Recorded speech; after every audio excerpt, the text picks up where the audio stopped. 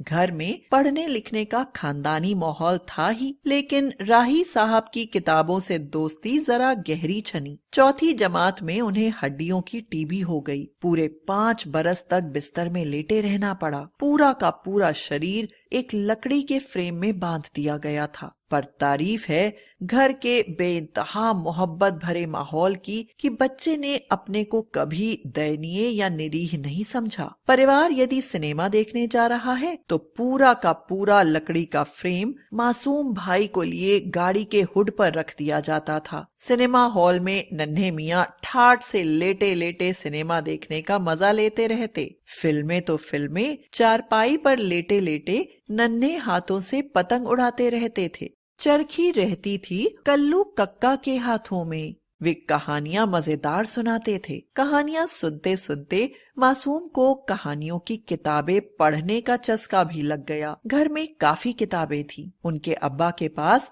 उर्दू लिपि में लिखी रामायण और महाभारत की पोथियां भी थीं। सब पढ़ डाली। राही मासूम के एक चचा को शेरो शायरी का बड़ा शौक था, पर मुशायरों में पढ़ सकने का फन उन्हें नहीं आता था। सो चचा जान अपनी गजलें भतीजे से पढ़वा कर सुनवाते। इस तरह मासूम भाई को भी शेर कहने का शऊर आ गया। मासूम साहब ने 19 बरस की कच्ची उम्र में ही मऊनाथ भंज के मुशायरे में शिरकत की। 70 रुपए की पहली कमाई भी हुई। लेकिन अभी 10वीं का इम्तिहान देना बाकी था कि बीमार पड़ गए। परीक्षा में बैठ ही न सके। अपने से छोटे भाई पढ़ाई में आगे निकलते जा रहे थे, पर हिम्मत नहीं हारी और उसी हाल में पढ़े पढ़े पढ़ते रहे और हाई स्कूल की परीक्षा प्राइवेट रूप से पास कर ली। लेकिन टीबी का सांप फिर फन उठाए खड़ा था। पर राही ने एक बात मन ही मन पक्के तौर पर ठान ली थी कि बीमारी जितना जी चाहे मेरा वक्त बर्बाद करती चले, मैं पढ़ाई जरूर पूरी करूंगा। राही जैसे कलात्मक और साहित्यिक रुचि वाले आदमी के लिए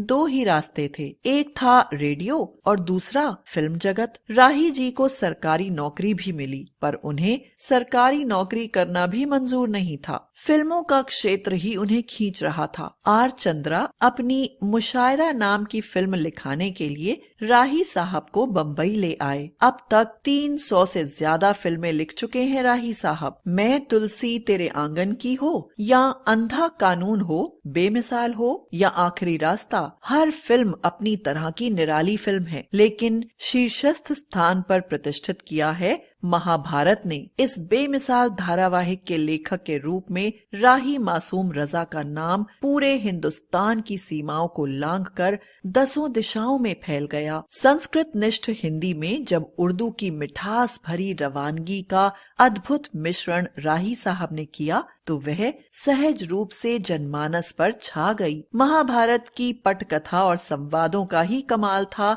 कि सारा का सारा हिंदुस्तान उस वक्त कुछ और करता ही नहीं था सिवाय इसके कि दूरदर्शन के सामने बैठकर कथा को घूंट घूंट कर पीता रहे।